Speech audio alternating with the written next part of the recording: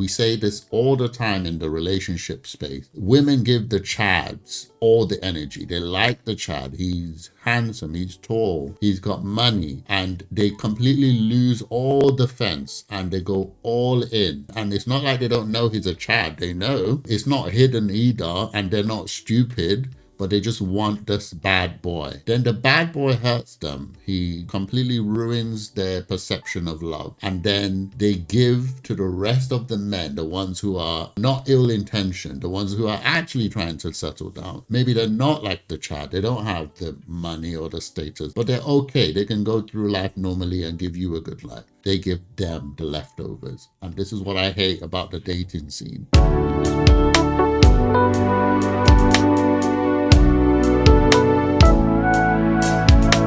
What's up, guys? Welcome back to my channel. Guys, I'm really excited today. Remember to leave a like, comment, and hit that subscribe button. Guys, I'm on the road to 1,000 subscribers. Please help me to get there so I can become a YouTube partner. I'd really appreciate your sub today. Let's check out today's video. The worst thing you can do as a woman is not be nonchalant. And this comes as an ex-lover girl that Wait, used to not be like, nonchalant. I'm not gonna hold anything back. I'm gonna go full force for it. When I was 21, Okay. I met this guy in Miami. Within 2 weeks, I was like, listen, I'm gonna fly to LA. I can't let this go. In a month, I was kind of like, what are we? I invested all this time into you. I want to know where this is going. I think as women, the worst thing we have is this idea of scarcity mindset, whereas men have this idea of plenitude. Men not think that you are gonna be like the last good woman they're ever gonna meet. And no, they can go to the club, they can pick up some girl, and she's probably gonna start folding his laundry and feeding him within a week. Shit literally all comes down to the chase. No one wants to hear it and nobody wants to play games, but that's kind of what it is. Like about the guy that's like way too much on you. It's very off-putting. It's like, dude,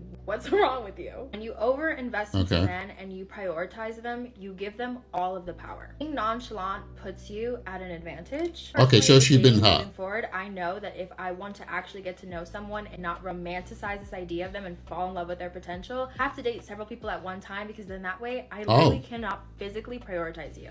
Eventually I can lean that down and start to see, okay, who really is a good person. Never gonna work. That's why you will notice that men end up on top most of the time, because they've taken a really long time to finally settle down with somebody. If you draw back your energy, you'll realize how much oftentimes the ideas that you've created in your head are false, and this person's not even as great as you thought they were. A lot of times in my own personal life, he invests so much into a man for him to pick up everything I invested into him and then go to the next girl that's like literally not even paying him any attention. And okay, so she's created defense mechanism. That you have to be That's what this forever. If they're not texting you, don't text them. If they're not asking you to go out, don't ask to go out. If you feel like that's just not the person that you are, then you need to go look specifically for someone who is exactly like you. Otherwise, you are setting yourself up for disaster. Stop taking things personally as well. So why don't you just do that? Shit going on, and stop making someone's validation and acceptance of you your self-image and self-worth.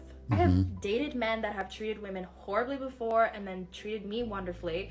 And then I've also dated men that have treated me horribly and treated the next woman beautifully. The way to leave relationships unscathed or any type of situationship is to just not over-invest yourself or to take anything personal that people do. Move at the pace that they're moving. If you've ever watched Miss Sprinkle, she always talks about how she watches the Sprinkle lady. It is for them to there we go. This applies also is just with our energy and kind of like our sexual presence and stuff. The slower you are to sleep with them, the slower you are to invest your energy into them, the slower you are to center them into your life, the easier it will be for you to leave or not care when things are not going right. I think the worst thing you can do as a woman is not be nonchalant. All right, guys, she's mixed a few good advice with a lot of terrible advice. So she's just a typical someone who liked somebody more than they liked her and went head over heels and then got hurt because the person was not given the same energy. And as a result, she has formed defense mechanisms. That's all this is. Every single list she listed there are just defense mechanism. If you truly like someone and you find someone that you love, you will almost always you'll get it reciprocated, basically. For example, with all the lists that she just mentioned, if she met the right guy today and she responded to him with nonchalance, she will lose him, which is why it's very important that we don't go into relationships with hurts and historical pain, because You could lose the right person for you. We say this all the time in the relationship space. Women give the chads all the energy. They like the chad. He's handsome, he's tall, he's got money, and they completely lose all defense and they go all in. And it's not like they don't know he's a chad. They know, right? It's not hidden either, and they're not stupid, but they just want this bad boy. Then the bad boy hurts them. He completely ruins their perception of love. And then they give to the rest of the men, the ones who are not ill-intentioned, the ones who are actually trying to settle down. Maybe they're not like the Chad. They don't have the money or the status, but they're okay. They can go through life normally and give you a good life. They give them the leftovers. And this is what I hate about the dating scene. Look, she said it at the beginning. She met a guy and within 2 weeks, she packed up her entire life to go to him. That's dumb. That's dumb. What is that? Who does that? You can't do that. You don't know enough about this person. And then you got hurt and then now it's everybody's fault.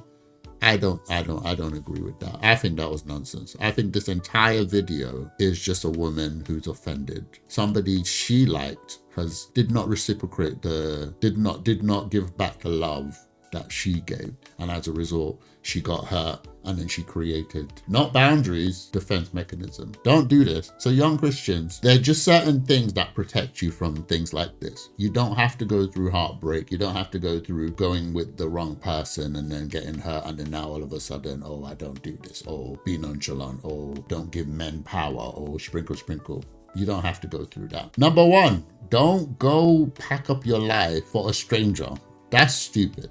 You don't meet somebody, fall head over heels for them, and in 2 weeks of meeting them, you're moving or you pack up your life, you change countries, you move to no, that's silly. Dating is such that you get to know the person. It's the moment, it's that time that you use to look for the red flags. Are we compatible? Do we have the same belief? are we going the same way? What are we thinking about marriage? What are we thinking about children? That's what you do in dating. And after 3, 6, 9 months, a year. I mean, you don't even have to go all the way to a year. By 3, 6 months, you're going to know whether or not you're going the same way. And some form of commitment can be made. But if you're doing this whole thing where you're traveling, you just completely throw your heart on the floor, somebody's going to step on it. You're going to get hurt. The problem here is not that she got hurt. The problem here was that she made a stupid decision, in my opinion. I don't know her and I'm not trying to diss her or anything. I just think that people do make terrible decisions. They get hurt by those terrible decisions and then they make it that it now becomes advice for people. No, you just made a terrible decision. That's all it is. Because in the same vein, guys, with what she's saying, somebody else has done that and been successful. Someone else, even though I don't recommend it, has found somebody and within 2 weeks, they felt this person was the one and they packed up everything, went and joined the person and they've been successful. So what do you say for that person? So it's not the rule, but it can happen. But in general, what you should be doing is making sure that you date the person, get to know them, and then you're going to know whether or not this is the person you want to be with or not, or whether or not you're not going the same way. But yeah, that's my thoughts on this video, guys. What do you guys think of what she's saying? Do you think I'm wrong? Do you think actually what she's saying is true? And men should not be given any power. Women should be nonchalant. If she told me that you should play hard to get, so there's an element of game that women can do with men, which is to play hard to get. You don't go too far with it, but it gives some intrigue. That's fine. But everything she was saying was more toxic than anything else. And then obviously she mentioned sprinkle. So it's all bad. It's all bad from there. I'm sorry. Those type of people don't get married.